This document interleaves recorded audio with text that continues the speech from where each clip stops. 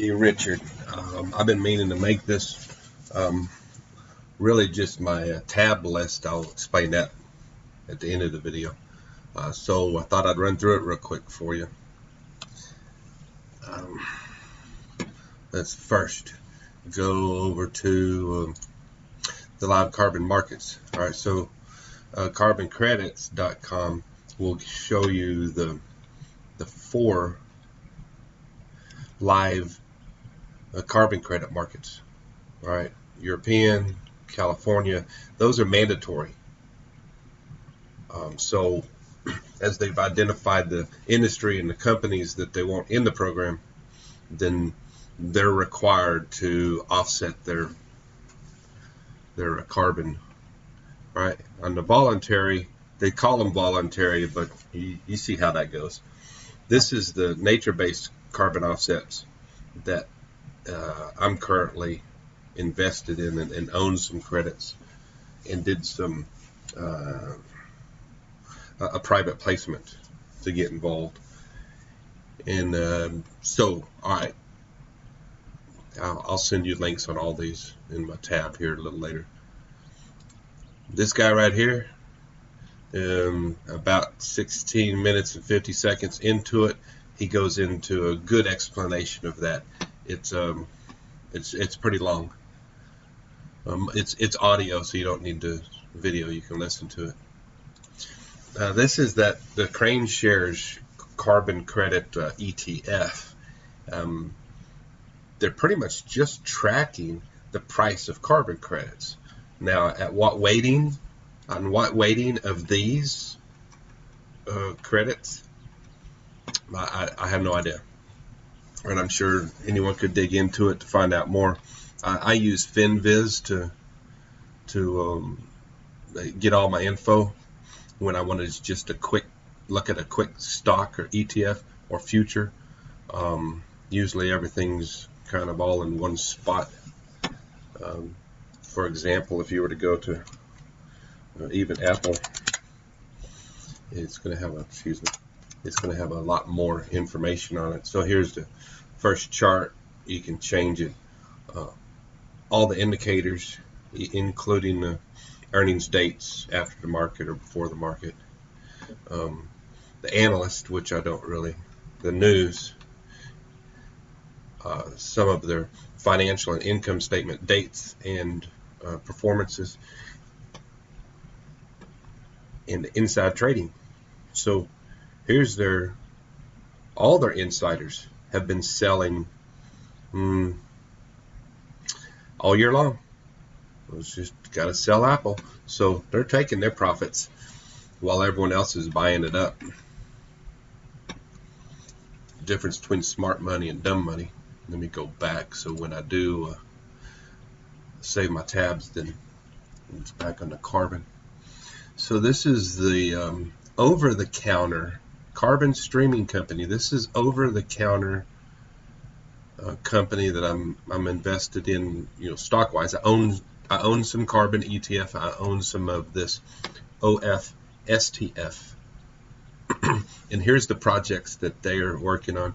There's that Reggie that you were talking about, the program around the power generators in 11 states, where it's just sort of a beta project that's been running for some time. I'll show you that in some tabs here in a minute. Regarding OFSTF, or the carbon streaming company, I didn't mean for that thing to be here. I don't want to join for free, dude. I'm already in. I just didn't sign in. Let me reload that real quick.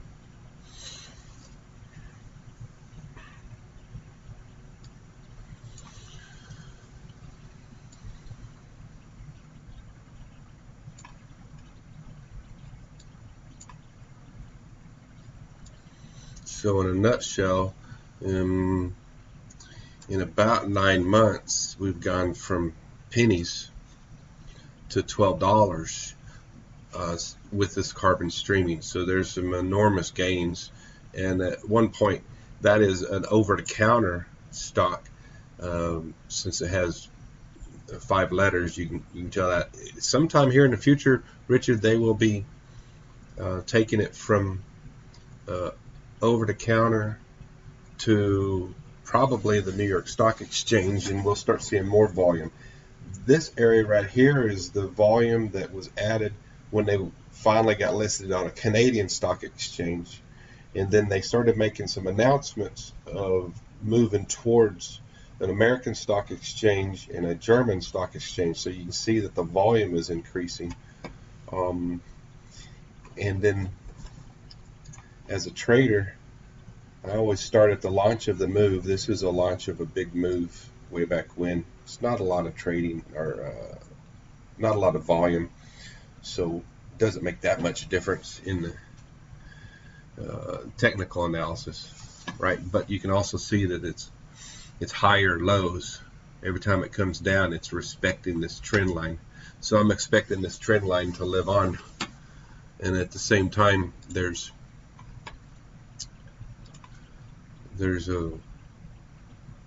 some resistance right here. Every time it gets to this area, it falls.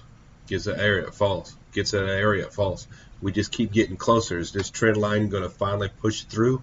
Next thing you know, this is our next area of resistance. Well, that's going to be not a double, but it won't take long to get here. Each one of these candlesticks represents one day. So it only took a week for this overshoot to happen, probably on news. So the market's growing, the volume's growing, this is going to grow too. So Carbon Streaming Corp would be a good place to park some money, just to watch this market grow. Back to carboncredits.com. The RGGI stands for Regional Greenhouse Gas Initiative. All right. One of the other terms that you're going to run into is it's not right here, but it's COATS, COATS, and that is the certification.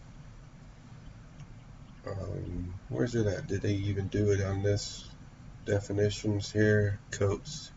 Well, COATS stands for CO2 Allowance Tracking System. There's this whole tracking system that has been invented to track how much CO2 you're producing, how much CO2 you've decreased over the next year. So let's go to our next tab.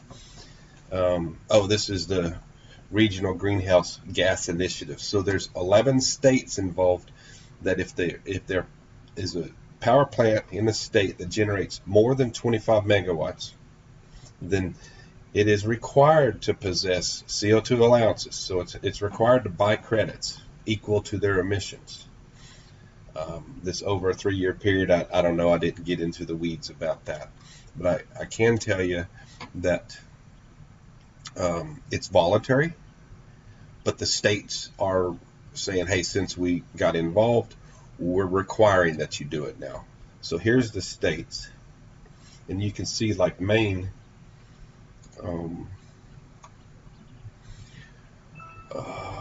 it'll give you information about here, but it's saying Maine's participating, so it's requiring its sources, its 25 megawatt or higher, are required to comply.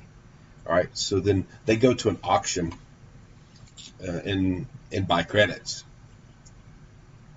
And it's like the auction where they sell, the state of Maine invests all of its RGGI revenue that it generated from these power plants at the auction. So the power plants had to buy the credits to meet regulation, to generate some revenue for the state of Maine to do things like their home energy savings programs. And so now Maine's, the government of Maine is going to use that money to somehow further their greenhouse gas system, or greenhouse gas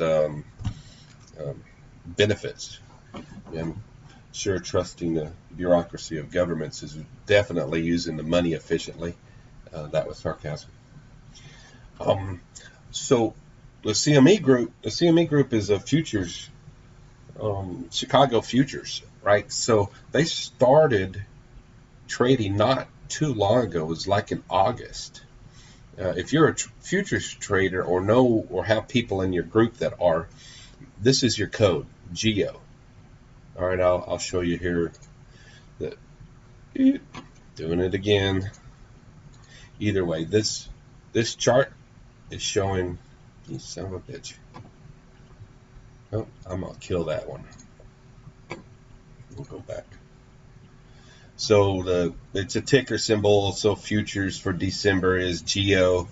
Z is the December nomenclature, and 22 would be a futures contract for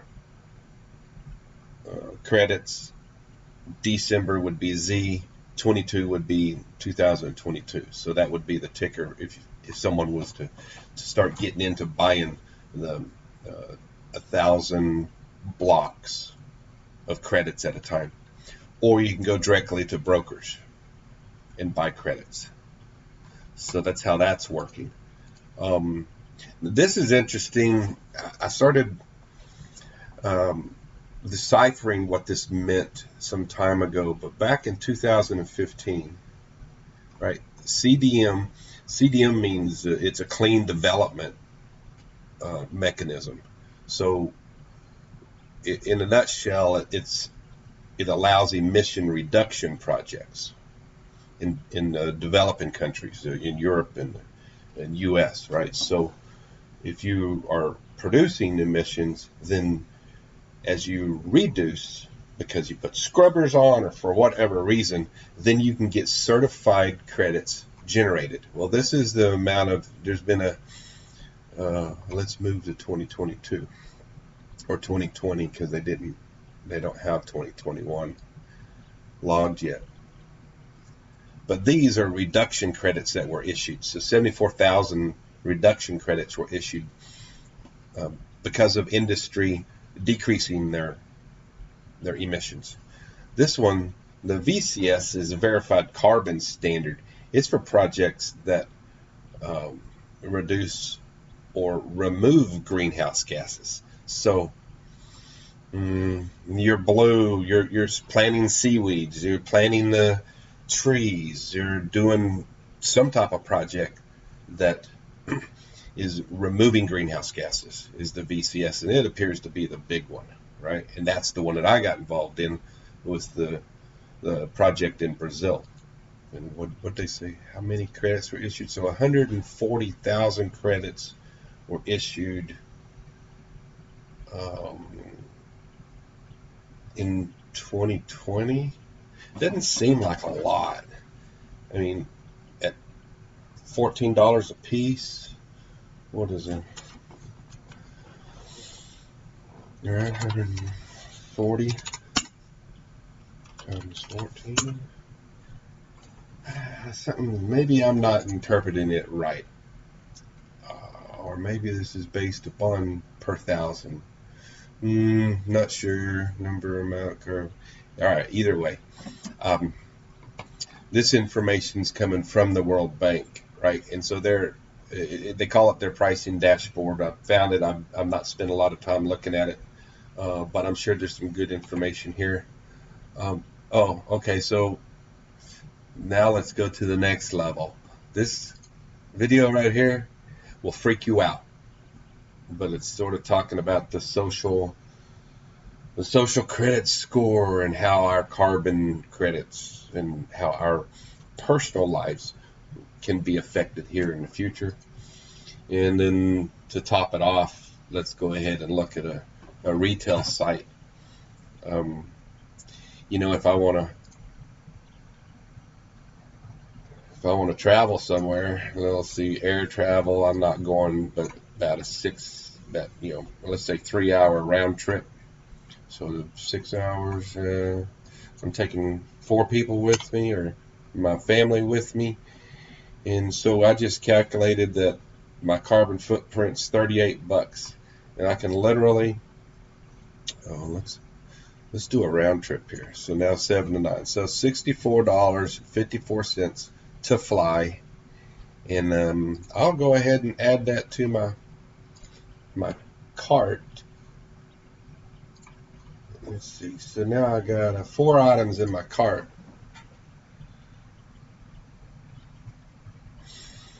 I did some hotel for 4 people. I just did this one flight with 4 people that's gonna be more than 6 hours of flying. And then I did my motor coach.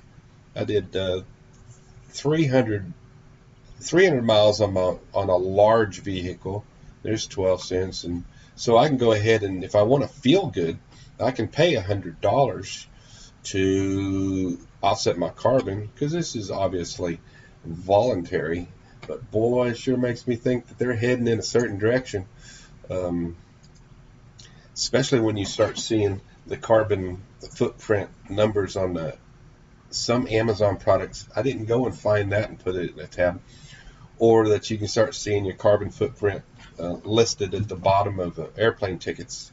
So in a nutshell, I think you're going to really enjoy this guy, and this is be interesting. And be sure to show some of your friends that every time y'all, or your wife, every time you go on a trip, that, you know, if you want to just be a good guy, and there's 2 of you, you and your wife are going on a 4-night stay somewhere, then you probably owe the world $4. I'm going to take all these items and put them in a tab for you. Where's it at? Right here. Okay. Leave site. Alright, so these items are in this tab. It's called one tab. I love it. If I go through and do a bunch of research, then I can hit this one extension that's been added to well, you can add it to Google Chrome if you use it. I use Brave browser because it doesn't track me. But once I hit that, it puts them all in this one spot. And then when I send you your YouTube video, then I'll also be able to send this as a web page, so that way I can just give you this link, and then you'll have access to all of these that I just went through. Richard, I hope this helps. It's helped me. Anyway, I will speak to you later. Ciao. 17 minutes and 58 seconds.